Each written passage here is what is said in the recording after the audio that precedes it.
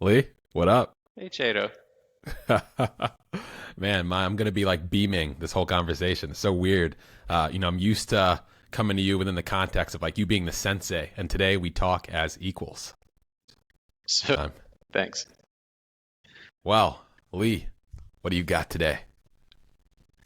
So, my business partner Ashley and I started a cat litter company, and the cat space is pretty dominantly growing, especially the eco-friendly segment. So, to go all the way back, Tidy Cat started around the late 40s, early 50s. It was the first time that anybody used something inside to let outside cats come in and do their business inside. It's What a mistake. predominantly been bentonite clay in a cat litter box for the past 60, 70 years. More recently, people are moving towards what they view as more eco-friendly, more biodegradable options. And really anything, any carbohydrate can in theory be a cat litter. So it can be repurposed paper. Wheat can be corn cobs. There's a lot of things that people are using for cat litter, but they all have kind of their associated problems. Soy tends to be really good in a use case for this particular thing, and so that's what we're working with, a soy-based cat litter, starting with sourcing out of Asia because they have a lot of food byproduct that they can repurpose into a secondary product. And then hopefully next year or later this year, we're going to try to do formulation in the States. So we have two kind of redundant but complementary lines of production. So this is one of the pitches I know the least about. I had a cat for about a year. Turned out I was terribly allergic, and so that had to end. Yeah, Cat litter. So the cat market, I mean, like it's growing. Like people having more cats, not less. it's huge, and the pandemic was a boon to pet ownership, Yeah. like beyond anything that people have seen historically. So now you've got a much larger segment that owns pets, and you have a much more highly bonded individuals. So these people are often paying more for their pets' health care, for example, than they are for their own. So they're demand inelastic. They lose their jobs, but they don't change the amount of money that they spend on their pets. So the market's incredibly kind of like beautiful from a demand perspective. And as long as you can tell a good story and have a product that stands up to that story, it's actually pretty wide open. There hasn't been consolidation in that space like there has been in other spaces. And so coming in, there aren't so many barriers to entry. And then the last thing I'll say about that is this is sort of a reboot of a company that was operating a couple of years ago that closed down because of the pandemic. It was kind of going gangbusters with a similar product. There were about 2,000 subscribers, monthly subscribers, who were getting one 10-pound bag per month. So, total of about 2,500 bags. They were very happy with the product and they were asking for more. The original financier of that project went away, and COVID made it impossible to land product and to get it there in any kind of like financially reasonable way. That So makes sense with all the supply chain. that's why we're trying to create a redundant system, unlike a lot of other companies where we have production in two locations to be able to fill the supply chain in both ways. That makes sense. Two locations in Asia or spread out even more so. There are lots of manufacturers in Asia. We restarted with the same production partner that we had been working with before, so we know their product. They've been in that market for a decade plus, and have been refining their formulation over and over and over so that it's only getting better over the years.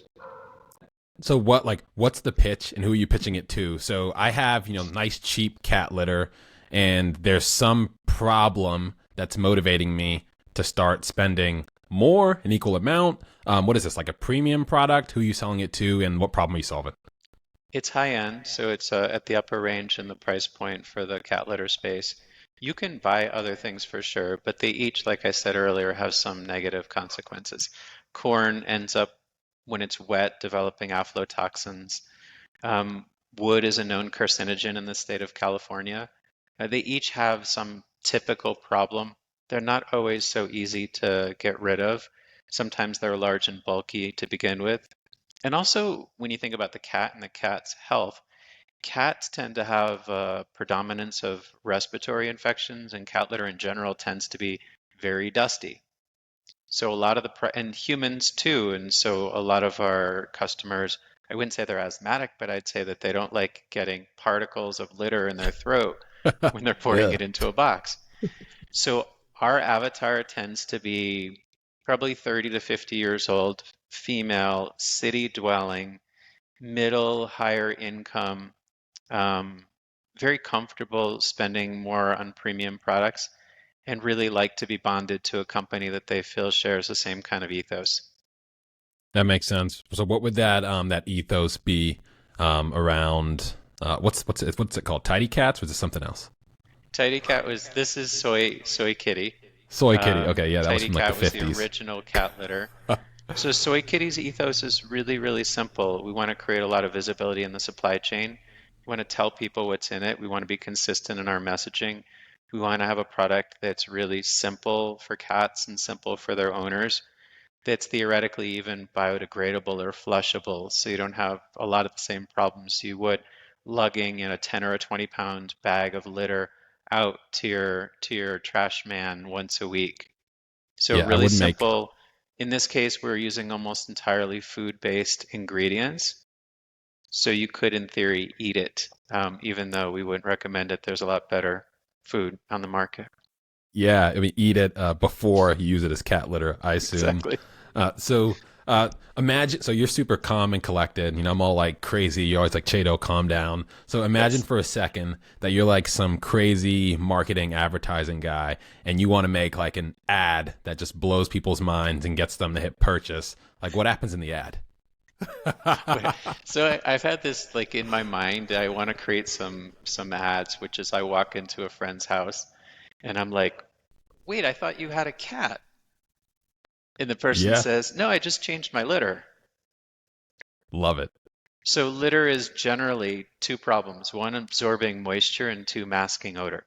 Soy and our product tends to do those both very, very, very well. So I think that the people that would be interested in it would probably mitigate a lot of the reasons that they get litter in the first place and some of the problems that cat ownership typically has: smell, Yeah, wetness. yeah.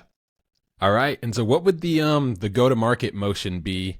And I'll ask a two-part question. What would the go to market motion be and how would you defend it? So like what would be your, what's to stop like John's soy litter from coming next week? First, we've already won an award and some non-equity based funding through the Soy Board and the Yield Lab Institute, which is a fund associated with that to use soy byproducts in novel ways. So we don't think that we want to kind of like, we don't want to protect the market. We want people to know that this is a really great option. The more people that are searching for soy-based cat litter, the more they're going to find our website and our product, and we're going to grow the entire segment together. That's the first part. The second part is US formulation is going to be really fascinating because there's not as much soy in the States uh, in this type of a way. Most of it's for animal consumption to grow animals, but there is a smaller subset of that segment. We're talking to partners that can put out byproduct in the quantities that would allow us to grow this in the US. And I think that's probably the differentiator because once you can start to move things by rail in the US, you're no longer at the same mercy of international sea lines and also production partners overseas that you can't just easily turn on and turn off. And so I think it's a two-part thing. One, our product's already good. Two, my business partner Ashley knows the space like the back of her hand. She knows cats and she speaks cat. And then thirdly, I think once we're able to refine US formulation, we'll have the ability to white label or wholesale in ways that other people who are doing this just can't do. Got it. You get economies of scale. Also get some branding power over time and Exactly. process power. I love Yeah. it. So what's next for you, you and the team, and who is the team, and what is So everybody's it's role? Ashley Halick. Ashley's got about 10 years of email marketing, so she's kind of a Klaviyo expert. She's kind of building all of our flows. She understands the avatar really well. She knows how to speak to that particular person quite well. And so Yeah. that's her side of the business. I'm thinking broader in terms of operationally. and production wise, because I know that just being able to email and market well is going to keep new customers coming in the door. But unless your cost of goods sold and your price points make sense, then there's no viable business. So I think it's a pretty balanced partnership. And then we've got a few virtual assistants that we're starting to work with over in the Philippines, because it's always fun to activate people in other regions to see how different cultures work. And so they're helping with sales and marketing right now. Lee, this is so cool. I always love chatting with you. All right. And are you raising? Last big question. We're going to raise later this year because I think we're going to need to fund some of the inventory, and we're also going to need a production partner for the US formulation. Great. So I'd Please love keep to me talk to updated. anybody, any cat owners, any cat lovers who also like to play in businesses that have really high multiples. Yeah, the high multiples. That's my middle name. I'm not a cat lover or even Yes. a cat liker, but I hope you'll let me on the cap table when the time comes. These companies get taken out at 10, 12 times. So I think it's pretty juicy for everybody. All right. Thanks, Lee. All right, Chiedo. See you soon. Peace. Bye. If you're listening, raising pre-seed or seed capital, and think you have the perfect pitch, hit me up at rocktown.vc and know that our convo is only on the podcast if you want it to be. Take 90 seconds, send me your elevator pitch, and anything could happen. Later. Peace.